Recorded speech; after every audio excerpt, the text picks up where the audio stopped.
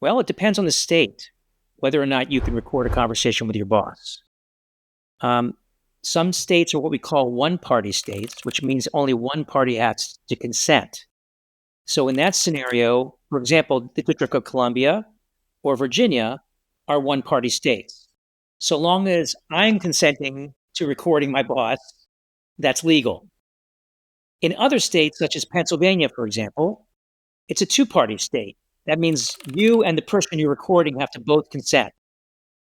Now, in workplace situations, you don't only look at the law, you look at workplace policies because those still may apply even if it's legal to record. And so your employer may have policies in the employee handbook that prohibit recording in the workplace. So you want to be very careful about that because doing so in violation of the company policy could result in disciplinary action, including termination. The last thing I want to comment on is this.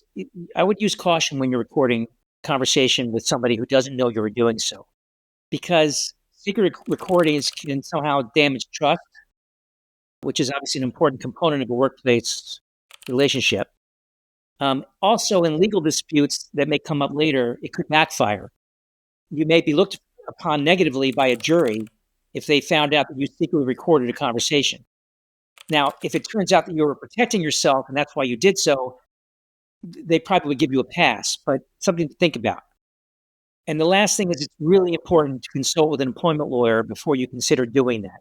If you've got any questions about this particular issue, you can feel free to contact Eric Siegel Law. We'll be happy to help.